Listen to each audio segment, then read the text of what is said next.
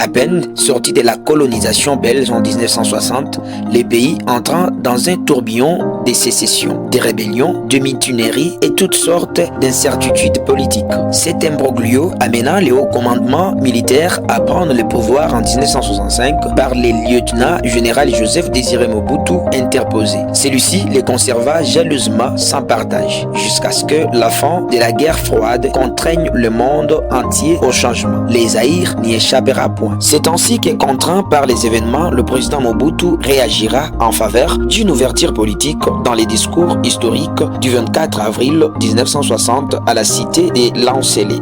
Malheureusement, l'ouverture démocratique amorcée s'est empêtrée dans un long processus émaillé des négociations avec l'opposition, des trahisons au sein des familles politiques, des pillages au mois de septembre 1991 et au mois de janvier 1993 et de toutes sortes de surenchères et des manipulations politiciennes. On retiendra les figures clés de cette transition qui durera 7 ans au lieu des 2 initialement prévus. Maréchal Mobutu, président de la République, maître du jeu et arbitre de la démocratisation, Étienne Tshisekedi, chef charismatique de l'opposition radicale, 2 fois Premier ministre au cours de cette période des turbulences explosives. Nguz à Karl Imband, artisan de l'union sacrée de l'opposition jusqu'en 1992, date à laquelle il rejoindra la mouvance présidentielle avant de s'effacer complètement de la scène politique. Monseigneur Laurent Monsengo Pansigna, président de la Conférence nationale souveraine, puis au Conseil de la République,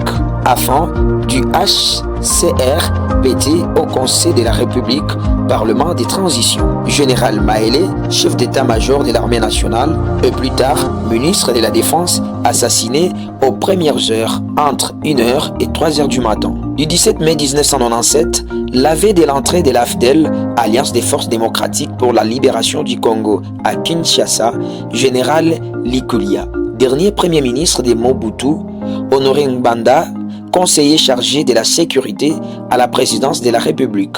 Léon Kengo Adondo, premier ministre issu du HCRPT, c'est au cours de son gouvernement qu'éclata la rébellion qui mit fin au régime de Mobutu et reporta Laurent Désiré Kabila à la tête du pays baptisé République démocratique du Congo.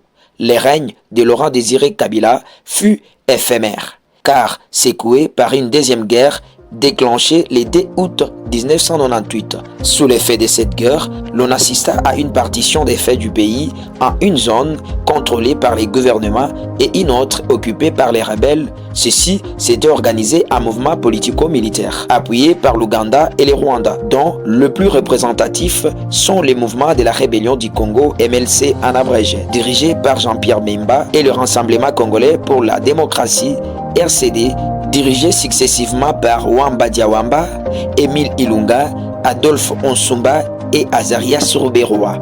Laurent Désiré Kabila a trouvé la mort dramatiquement le 16 janvier 2001 lors d'un assassinat intervenu au palais présidentiel dans la commune d'Engaliema. Son successeur fut son fils Joseph Kabila le 17 décembre 2002 après de longues et pénibles négociations sous la méditation du président sud-africain Thabo Mbeki et signé à Pretoria un accord global et inclusif sur la transition en RDC. Selon ces traités de paix, toutes les parties devaient cesser hostilités jusqu'à l'organisation des élections qui donnèrent naissance à la Troisième République. À l'issue de ces négociations, le pays sera chapeauté par une équipe dirigeante avec comme président Joseph Kabila et vice-président Azaria Souberoa, Jean-Pierre Bemba, Abdoulaye Ndombassi, Yerodia, Arthur Zaidi Ngoma.